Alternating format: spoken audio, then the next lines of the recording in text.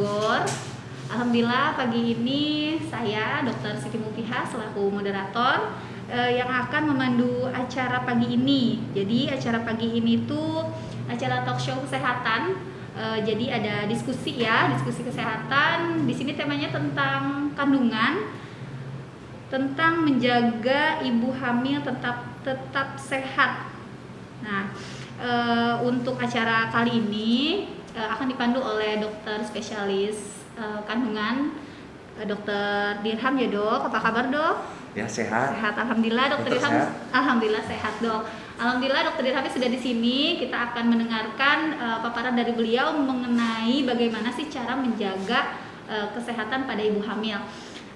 Baik dok, dokter Dirham, kami persilahkan untuk memaparkan materi dok untuk ibu hamil. Assalamualaikum warahmatullahi wabarakatuh. Di sini saya ingin memberi penjelasan bagaimana supaya ibu hamil tetap dalam keadaan sehat, ya. Jadi menjaga ibu hamil itu tetap sehat. Kehamilan itu yang ideal, ya sebaiknya sih dipersiapkan. Jadi sebelum dia berencana hamil, dia melakukan persiapan sehingga anaknya bisa lebih baik.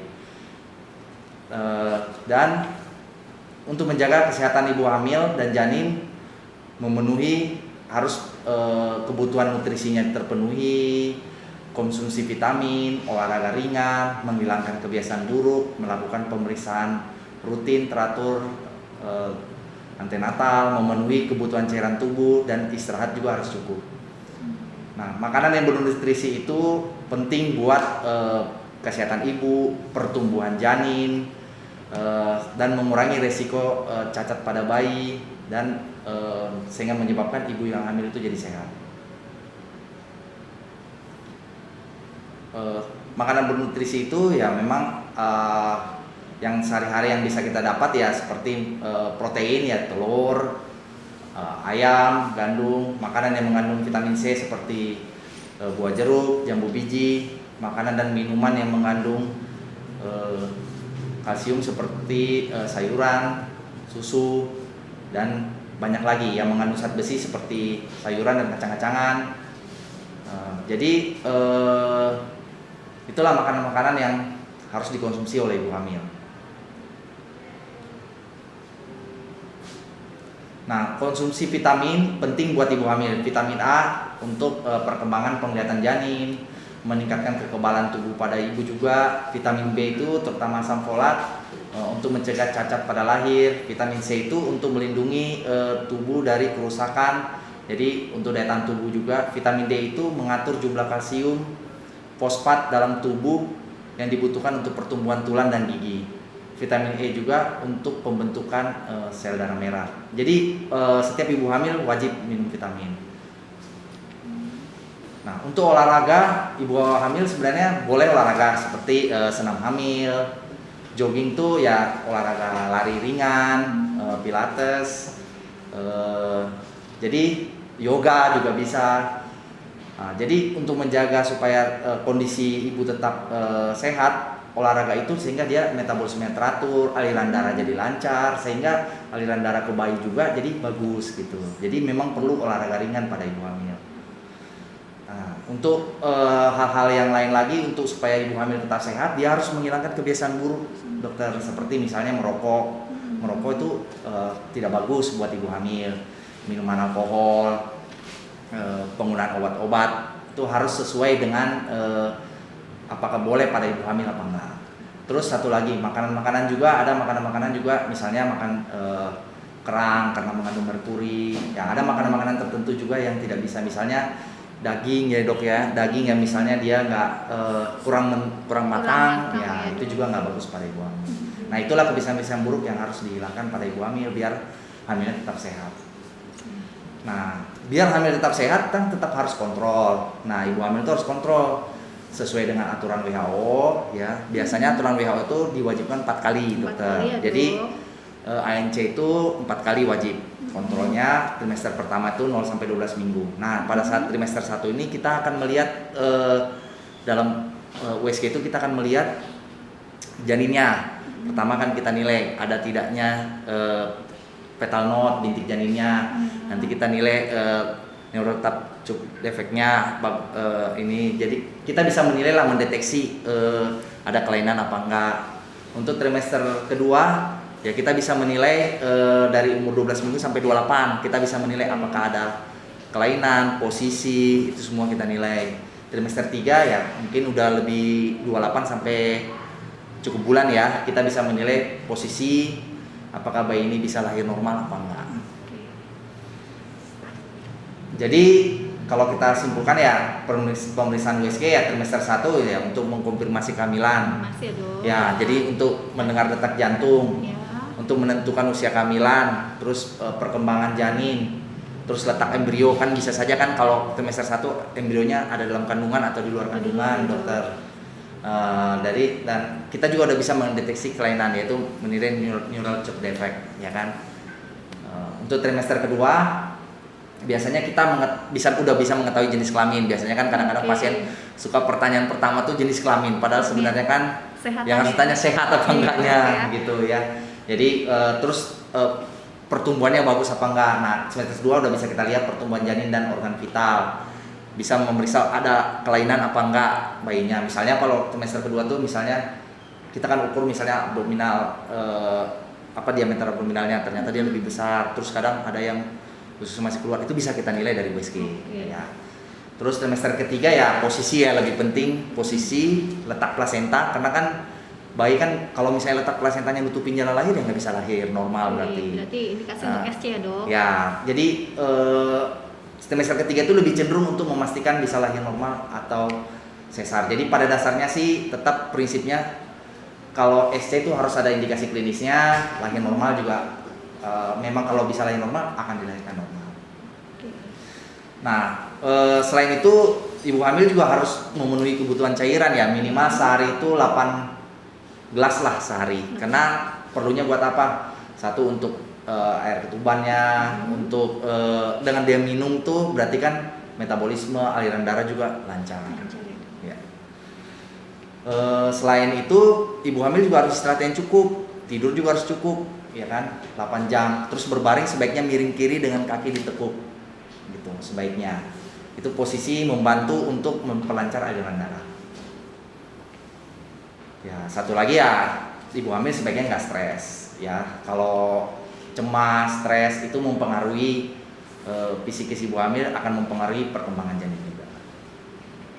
Ya mungkin itu sekilas sedikit informasi bagaimana supaya ibu hamil bisa menjaga kehamilannya tetap sehat. Jadi ya nutrisi harus terpenuhi, vitamin harus minum, kontrol teratur, menghilangkan kebiasaan buruk, ya kan, ya seperti tadi ya. Terus minum air putih yang cukup, terus sama istirahat yang cukup dan jangan stres. Ya mungkin ibu hamil harus memenuhi itu dulu. Ya. Oke, terima kasih Dokter Dirham. Ini berarti intinya ibu hamil itu harus sehat karena janinnya harus sehat ya, Dok ya. Oke.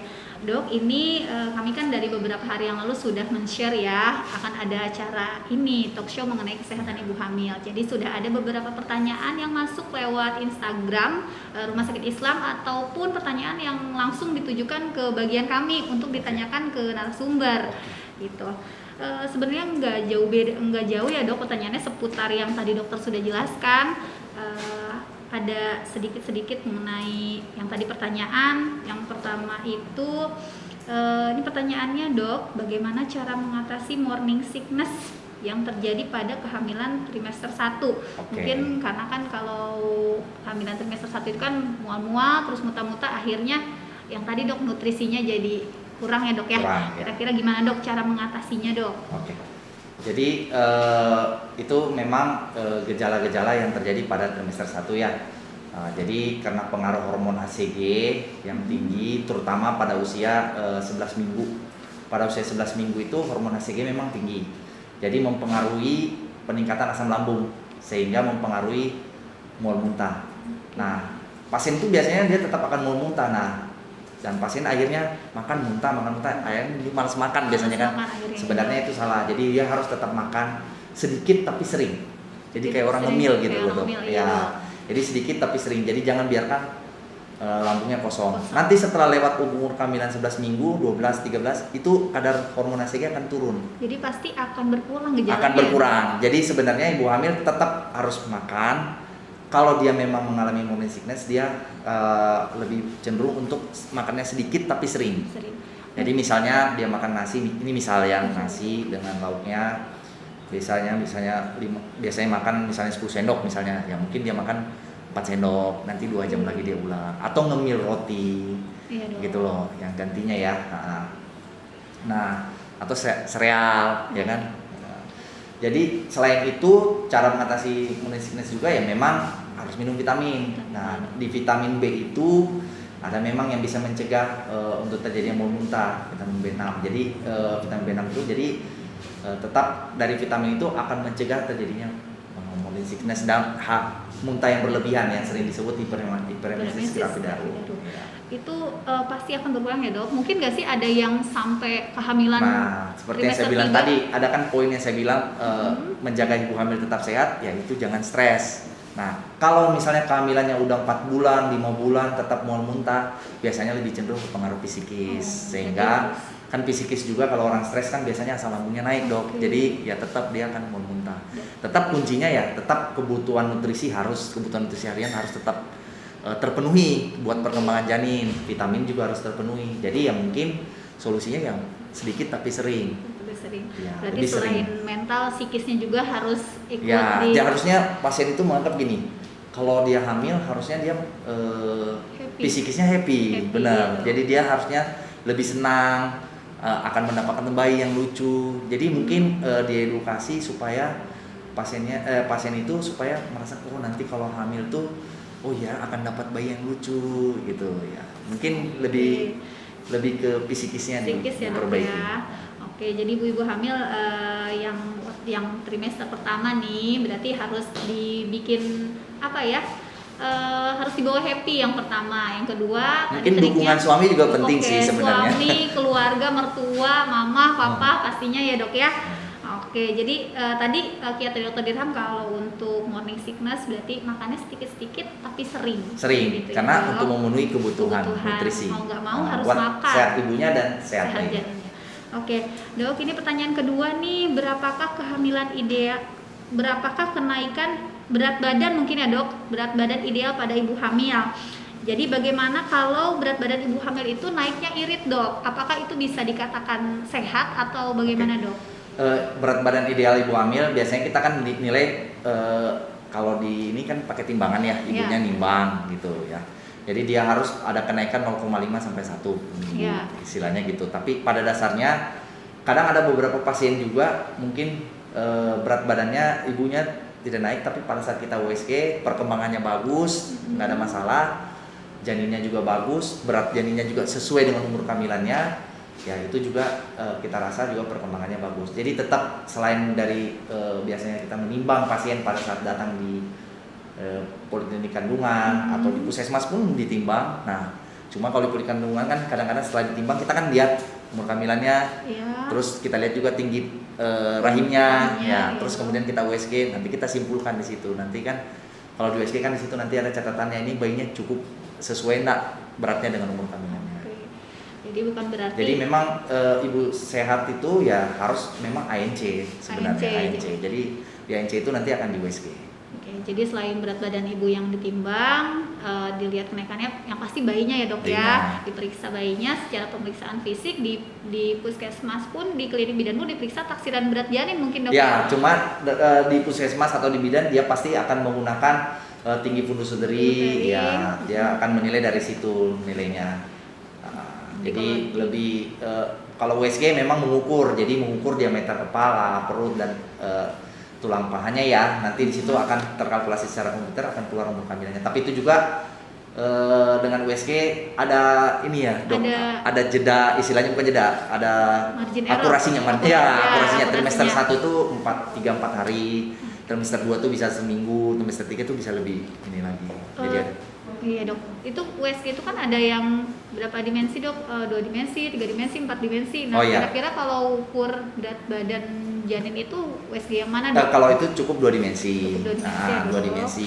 kelainan-kelainan yang seperti hidrosefalus yang artinya yang ada yang bisa kelihatan juga dengan 2 dimensi. Untuk mengukur neuroceptive defect normal apa enggaknya, ini bayinya ini bisa juga 2 dimensi. Tapi misalnya kita ragu, bisa kita melakukan USG 3-4 dimensi.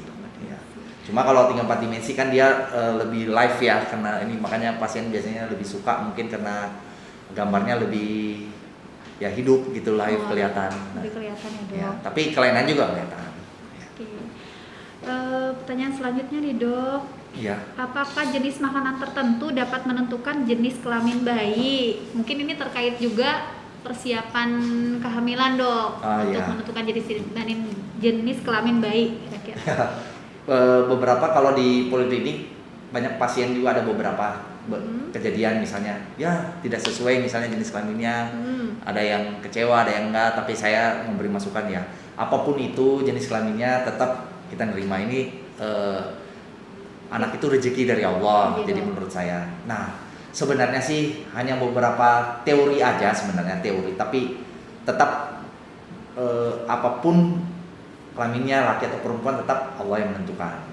Ya ada beberapa teori memang berkaitan dengan makanan, memang teori, dan berkaitan dengan asam basa vagina, dan berkaitan dengan ini masa subur. Jadi makanya untuk hamil tetap mempersiapkan hamil yang ideal kan istilahnya, memang harus mempersiapkan. Nah salah satu mempersiapkan misalnya udah kontrol sebelum hamil misalnya. Jadi nanti kan akan dapat edukasi, misalnya diedukasi ini kalau anaknya mau laki, tapi ini belum pasti, ini hanya teori. Ya dok. Kalau laki biasanya berhubungan suami istri pada saat mendekati masa subur atau pada saat masa subur dan sesudahnya. Karena kan masa subur tuh harus kita tentukan juga ya. Kalau untuk perempuan biasanya sebelum masa subur. Nah itu juga makanan berkaitan dengan asam basa. Kalau katanya misalnya makan sayur-sayuran ya kan mau menyebabkan kemungkinan perempuan. Makan susu daging-dagingan katanya laki-laki. Ya itu mungkin berkaitan dengan asam basa. Tapi pada dasarnya ini hanya teori ya yang berkembang, tapi tetap yang menentukan ya Allah. Tapi kalau untuk teori yang tadi saya bilang, misalnya pada saat masa subur kemungkinan laki itu iya, karena kita perhatikan sifat gen. Jadi kromosom yang membawa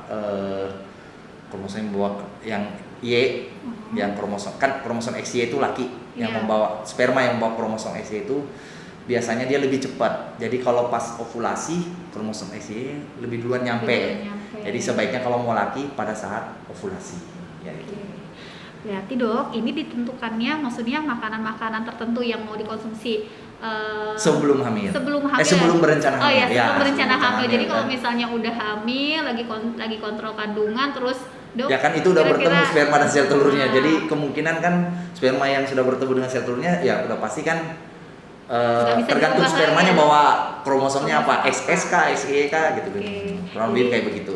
Jadi bisa memberi pencerahan nih kira-kira ayah-ayah, bunda-bunda yang mau merencanakan kehamilan, punya anak laki-laki atau perempuan, berarti persiapannya dari sebelum hamil ya dok ya, bukan pas setelah hamil lagi mengandung baru kira-kira saya mau punya anak laki-laki, kira-kira saya mau punya anak perempuan. Nah itu nggak bisa ya dok ya. Nggak bisa, tapi pada dasarnya apapun itu, apa yang diberikan Allah ya titipan ya pasti itu yang terbaik pasti. Itu yang terbaik. Iya.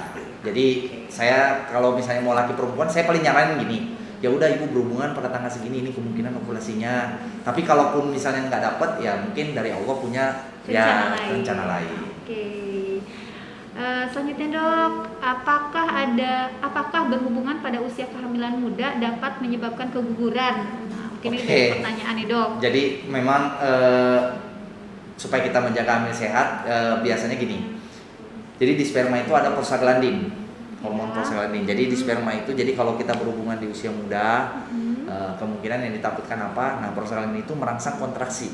Kontraksi rahim. Dan kontraksi itu ya kontraksi rahim, maksud saya kontraksi rahim, sehingga janinnya yang masih usia muda itu masih baru nidasi, belum plasentanya belum terbentuk sempurna, kontraksi ya jadi gugur. Jadi sebaiknya hindari. Sebaiknya dihindari ya dok. Iya, dihindari. Selanjutnya nih dok, ada pertanyaan lagi, pemeriksaan USG pada ibu hamil sebaiknya berapa kali? Tadi kayaknya udah sempat dijelasin Ya. sama dokter Dirham ya. Antenatal berdasarkan WHO, trimester 1 sekali, trimester 2 sekali, trimester 3 2 kali. Tapi kalau mau rutin tiap bulan, Boleh, itu dok. lebih baik. Lebih Boleh. baik ya Iya. dok. Itu Karena justru- biar bagaimana kita pingin seorang ibu hamil pasti pingin dia memantau perkembangan janinnya sehat. Jadi ibu hamil itu harus menjaga kondisinya tetap sehat biar janinnya juga sehat. Jadi setiap bulan perkembangannya terlihat dok. Terlihat. Biasanya sih kalau mau rutin umur usia 1 sampai 8 bulan tuh sebulan sekali. Sebulan sekali. Pada saat masuk 32 minggu atau 8 bulan 2 minggu sekali. Masuk 36 minggu sekali, seminggu sekali. Seminggu sekali. Ya. Tapi kalau mau mengikuti yang WHO juga nggak masalah. Oke, ada pertanyaan lagi, bagaimana cara mengurangi rasa sakit melahirkan dengan SC? Mungkin jahitannya kali dok ya? Oke, kalau mengenai rasa sakit pada saat SC, sekarang itu udah ada metode ERAK ya. ERAK. Jadi metode ERAK itu meminimalkan rasa nyeri dan mempercepat pemulihan. Jadi itu memang ada bantuan dari pihak dokter anestesi nanti, mungkin ada ininya, dan memang juga ada teknik operasinya juga yang sedikit lebih membuat sehingga ibu lebih mempercepat penyembuhan, dan juga ada kaitannya juga nutrisi juga pada saat setelah sesar, karena kan dia udah, kalau dia nggak ada keluar mual muntah 2 jam udah langsung pasiennya disuruh boleh minum teh manis, 4 jam sudah belajar duduk, 6 jam biasanya jalan.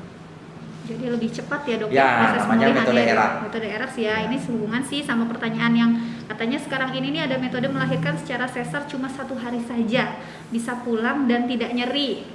Itu metodenya apa ya dok? Mungkin Ya, tadi itu sudah dijelaskan sudah jelas sama tadi dokter metode ya, ERAK, Dok. tapi sebenarnya bukan tidak nyeri, minimal nyeri. Minimal nyeri ya dok. Nanti Oke. menagihnya ke dokter kandungannya, Oh, ini saya masih mau nyeri. metode ERAK enggak, tapi minimal nyeri. Minimal nyeri. Tapi Jadi, mobilisasi penyembuhan lebih cepat, 6 jam udah bisa jalan.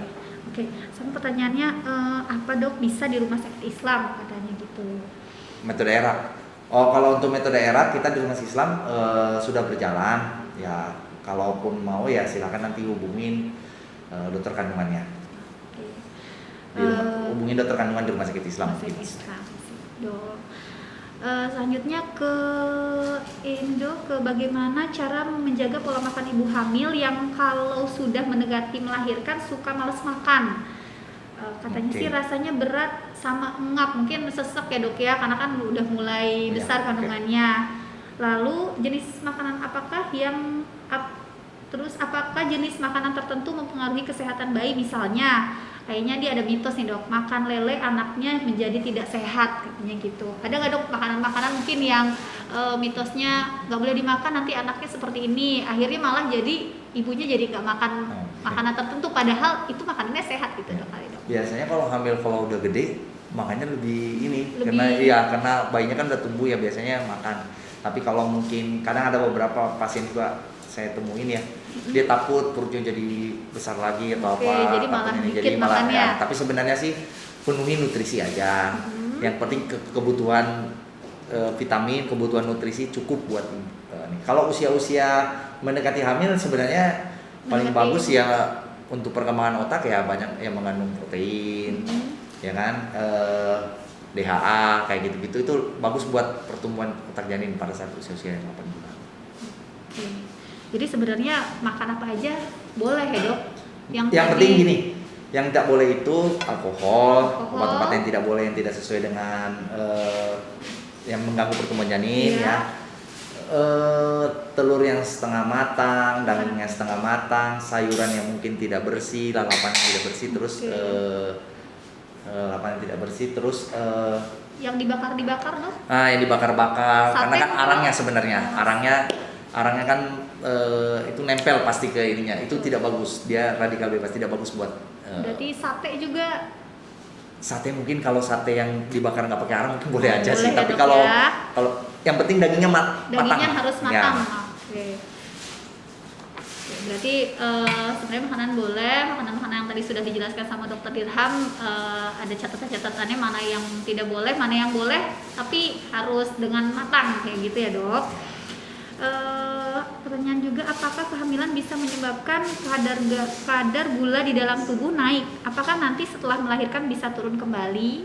Jadi mungkin ibu ini pas hamil gula darahnya naik, lalu Sebenarnya enggak ya dok? ya kecuali memang dia ada intoleransi glukosa ya, atau mungkin dia ada gula.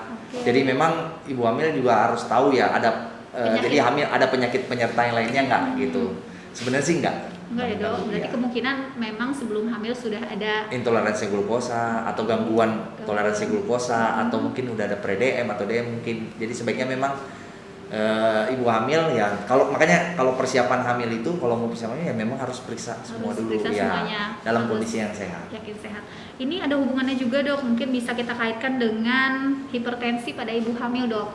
Apakah ibu hamil yang sebelumnya tidak ada riwayat darah tinggi, pas hamil darahnya tinggi dok, tekanannya Tinggi, terus oke. apakah nanti pas setelah melahirkan akan turun kembali? Biasanya gini, jadi hipertensi pada kehamilan tuh ada macam-macamnya. Nanti mungkin kalau sesi berikutnya nanti kita akan jelaskan. Tapi intinya gini, jadi hipertensi itu dalam kehamilan ada macam-macamnya. Jadi ada yang memang dibawa pada saat dia sebelumnya memang ada hipertensi sebelum hamil, terus pada saat dia hamil jadi hipertensi, itu namanya superimpos preeklamsi. Ada juga yang memang terjadi pada kehamilan, nanti kan kita akan cek protein urinnya. Kalau dia misalnya positif 2, biasanya kita nyebutnya preeklamsia berat, karena kan ini berkaitan juga kalau misalnya preeklamsianya berat, otomatis bisa jadi kejang-kejang sampai eklamsi. Oke. Nah sebenarnya kalau kita bicara penyebabnya apa, sampai sekarang memang belum diketahui secara genetik ya. Genetik juga ada yang bilang karena genetik. Jadi biasanya sih pada saat plasenta melakukan nidasi pertama kali, terus dia nyatu dengan pembuluh darah ibu. Nah itu terjadi pembentukan pembuluh darah yang baru itu tidak terbentuk dengan sempurna lah, atau abnormal lah terbentuknya, sehingga pembuluh darahnya jadi menyempit, sehingga tekanannya jadi tinggi, sehingga aliran darah tidak lancar ke bayi, ke ibu terutama ke otak, kemana segala macam, akhirnya kan bisa sampai kejang-kejang.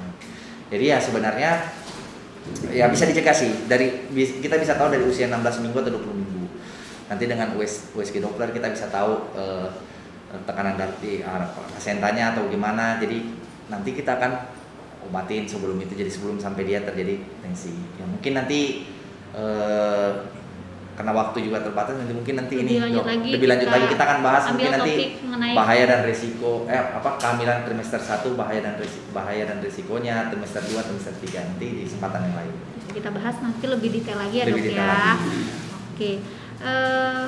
Ini ada pertanyaannya, kenapa sekarang banyak ibu hamil yang melahirkan secara sesar? Mungkin ini terkait sama penyakit yang tadi dokter jelaskan ya dok ya? Oke, kalau mengenai, jadi gini.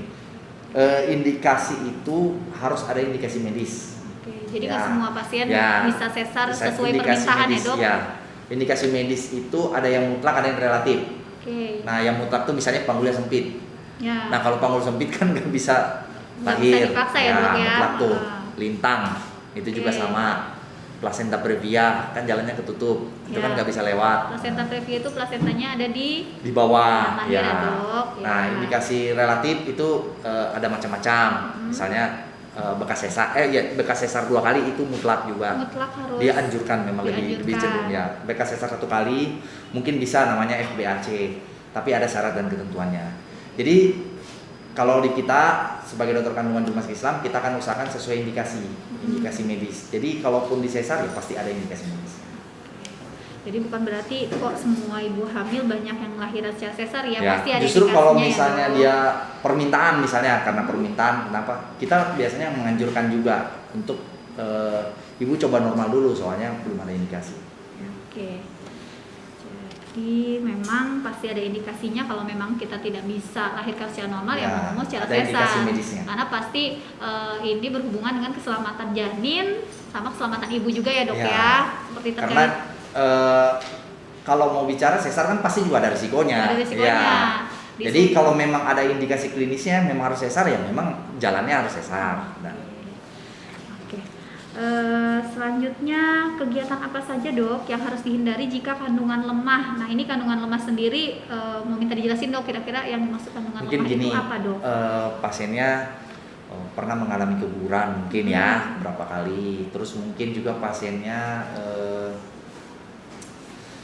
sering abortus iminen, istilahnya keguguran mengancam. Ya, dok. Nah, dia sebenarnya harus bed rest. Ya, mungkin tidak boleh Mungkin olahraga ringan juga nggak boleh. Nggak boleh. Ya.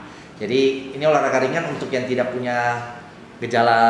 Ya. Oke, Jadi punya mungkin pengecualian dan ya, Dok? olahraga yang tadi yang saya tampilkan tuh memang olahraga yang udah ini Dok, yang udah cukup bulan. Oke, cukup. Yang udah 9 bulan melatih dasar panggulnya biar lebih supaya ini lahirannya ya lahirannya lebih enak gitu.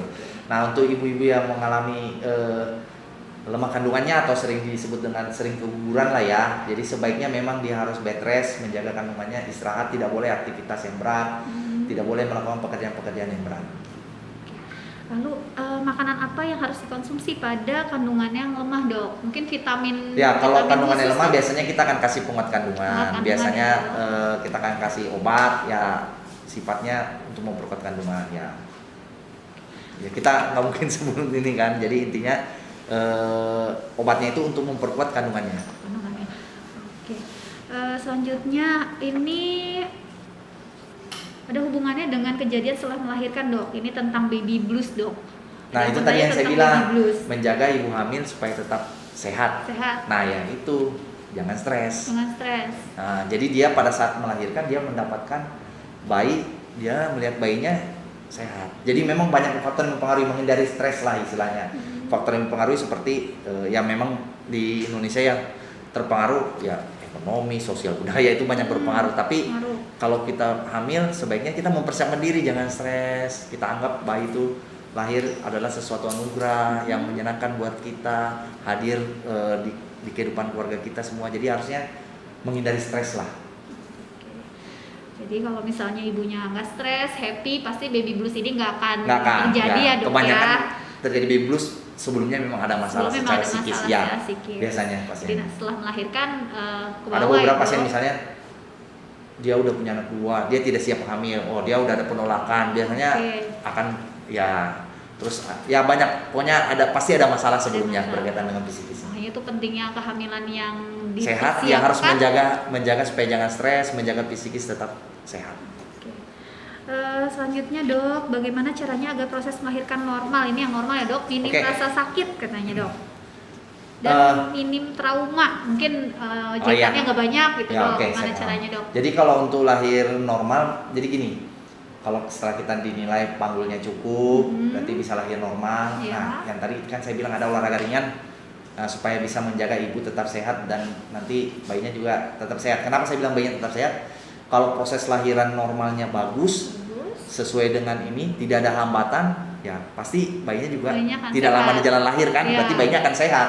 Kalau kelamaan di jalan lahir kan bayinya pasti akan kurang bernapas, kurang nangis atau apa ya kayak gitulah. Jadi ya mungkin olahraga ringan, berjalan itu melatih dasar panggul, ya senam hamil nanti ada gambar biasanya kan, gambar-gambar senam hamil tuh di internet ya banyak ya, senam hamil, pilates yang pakai bola ya, itu melatih semuanya supaya dasar panggulnya bagus gitu loh. Yang kedua nanti pada saat proses lahir ya memang kita juga harus dapat dukungan dari suami. Jadi kalau di rumah sakit Islam ya kita suaminya ikut masuk pada saat lahiran normal. Jadi harus dapat dukungan. Terus kita juga dukungan dari bidan-bidan apa. Jadi ibunya juga harus ngikut. Kalau belum waktunya jangan ngedan. Jadi memang diatur sesuai. Kalau nanti pada saat udah waktunya udah nggak kuat, Jadi nutrisi juga pada saat itu diatur. Ya. Banyak faktor sih yang berpengaruh. Ya. Tapi bisa sih dibuat seperti permintaan si penanya ya, dibuat artinya prosesnya lancar apa segala macam bisa.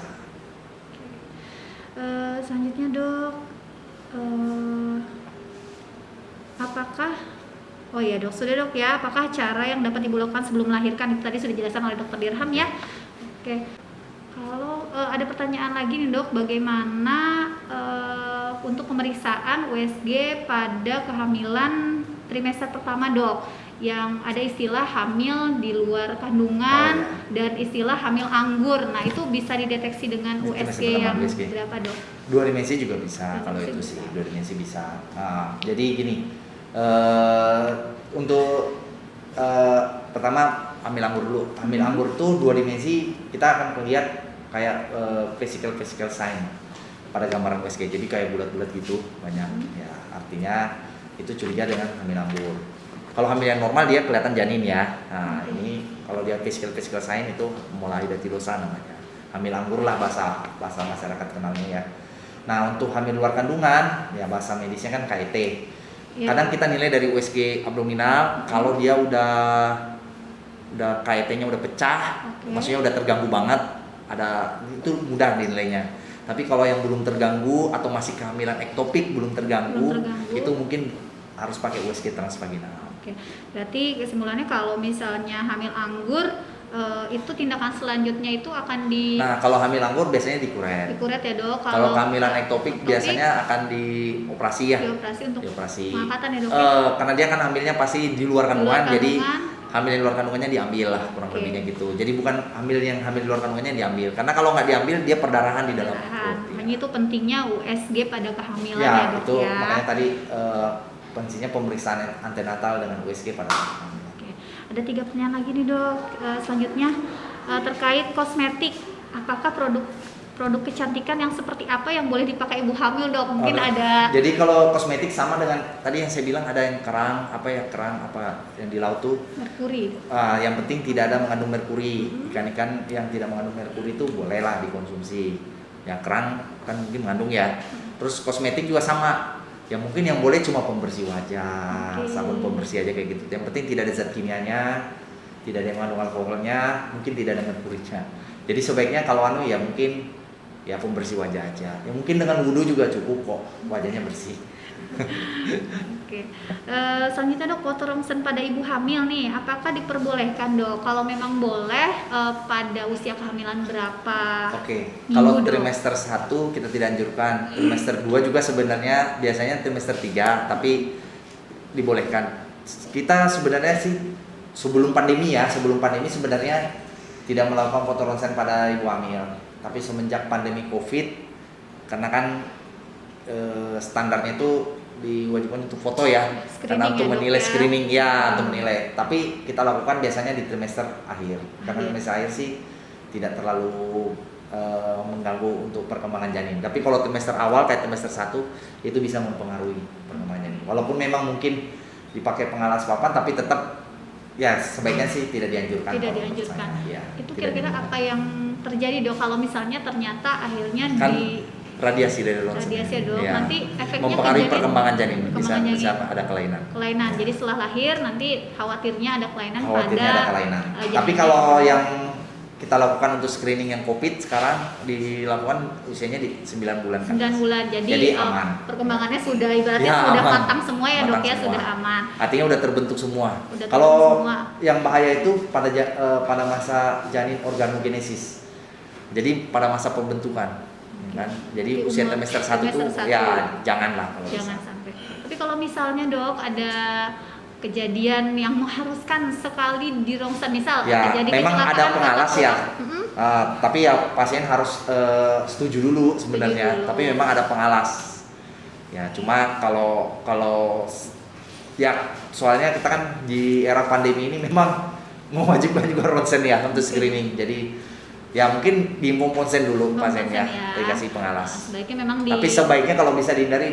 Oke, sebaiknya dihindari. Tapi kalau trimester 1 terlalu beresiko. Tapi kalau memang ternyata harus ya dok. Ya kalau memang harus ya dia ibu hamilnya nanti pakai pelindung. Nah baru difoto. Oke, itu ya. Selanjutnya terkait KB dan SC dok. Nih pertanyaannya, jika anak pertamanya SC, kapan boleh kapan boleh punya anak kedua gitu, dan apakah anak keduanya bisa melahirkan normal? Ya, seperti yang tadi saya bilang, kalau SC bekas SC ya, mau coba lahir normal namanya FBAC. FBAC itu untuk melakukan FBAC itu vaginal birth after cesarean tuh. Jadi gini, sebaiknya syarat pertama itu 2 tahun. 2 tahun. Ya, jadi, jarak SC-nya. Jadi maksud saya kalaupun mau hamil lagi, jadi pasien itu sebaiknya setelah sesar 2 tahun kemudian baru dia stop untuk KB, untuk berencana hamil lagi. Nah, 2 tahun. Jadi kalau mau coba normal setelah pasca sesar, sebaiknya anak pertamanya tuh sudah usia di atas 2 tahun. 2 tahun. Kedua, nanti pada saat 9 bulan kita nilai ketebalan dinding rahim harus lebih dari 3 cm. dia tidak boleh lewat dari 40 minggu karena nggak boleh diinduksi juga. Ya. Jadi tidak boleh diinduksi. Jadi benar-benar mulus alami. Itu bisa dilakukan Bisa FIHC. ya. Oke, baik dok. Saya kira pertanyaan di Instagram dan pertanyaan yang sudah masuk ke FB maupun ke bagian kami sudah habis dok. Kesimpulannya nih dok, yang saya sebutkan ya dok ya. Jadi kehamilan yang baik adalah kehamilan yang dipersiapkan dari proses persiapan selama kehamilan dan sampai melahirkan. Lalu pentingnya menjaga kesehatan ibu hamil karena ini berpengaruh terhadap kesehatan janinnya juga. Yang terakhir pastinya periksaan kehamilan secara rutin ya dok, sesuai dengan usia kehamilan tadi. Bisa ke bidan, bisa ke puskesmas, atau bisa juga ke dokter spesialis kandungan di rumah sakit kami. Pemeriksaan akan dilakukan secara pemeriksaan fisik maupun nanti secara dikonfirmasi secara USG ya dok, untuk menilai kesehatan ibunya maupun kesehatan janinnya ya dok. Dokter Dirham, apa ada kesimpulan nih dok dari percakapan kita tadi untuk para bunda-bunda? Jadi setiap ibu hamil pada saat hamil sebaiknya menjaga kondisinya biar tetap sehat, ibu hamilnya sehat, kemungkinan bayinya juga akan sehat, perkembangan janinnya juga akan bagus, normal, sehat. Jadi dia memang harus menjaga ya, nutrisi hariannya harus terpenuhi, vitamin, antenatal kontrol teratur, olahraga ringan, terutama pada saat trimester 3 ya, udah mendekati mau lahiran, untuk memperlancar dasar panggul. Terus jangan stres, menghindari kebiasaan buruk seperti merokok tuh di stop, minum alkohol di stop, ya itu kan juga memang nggak bagus ya. Terus ya mungkin tadi saya tambahin yang kayak penggunaan kosmetik juga mungkin di stop yang mengandung merkuri ya. Jadi intinya menjaga hamil itu tetap sehat tuh penting. Ibu hamil sehat, bayinya sehat, perkembangannya akan bagus juga. Itu aja sih mungkin. Oke, terima kasih Dokter Dirham. Terima kasih para sahabat Rumah Sakit Islam Bogor. Alhamdulillah sesi talkshow kesehatan pada pagi hari ini sudah selesai. Insya Allah mudah-mudahan selanjutnya akan ada sesi-sesi talkshow dengan tema yang berbeda ya, tentang kehamilan maupun tentang misalnya kesehatan-kesehatan dari bidang yang lainnya. Baik, terima kasih semuanya. Kami akhiri. Wassalamualaikum warahmatullahi wabarakatuh.